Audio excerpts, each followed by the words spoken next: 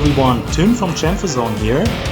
Welcome to the chapter overview for an all-new weapon tutorial. This time we're going to create a customizable revolver as well as two attachments for it, a flashlight and reflex scope.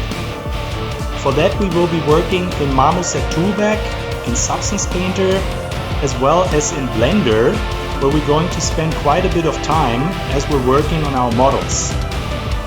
Whenever we're done with the initial modeling stages, we will then make use of Blender's house-own remeasure capabilities, which is a modifier-based and non-destructive way to create high-poly models in record time and with stunning results.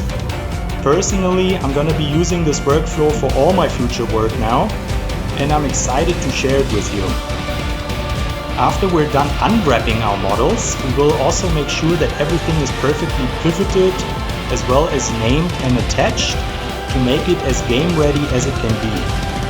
Once we're done with Blender, we will then export our high and low poly files over to Marmoset, where we're going to be doing baking, and then import these maps over to Substance Painter, where we create two different texture versions. A chrome version as well as a metallic paint coated version.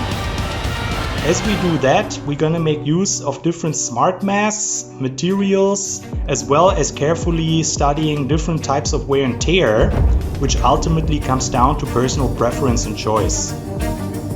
Whenever we're done with our textures, we will then revisit Marmoset toolbag, where we're gonna make renders as close to photorealism as possible while making use of Marmoset's ray tracing engine. I had a lot of fun working on this tutorial. I hope you're also gonna enjoy it. Happy modeling and cheers!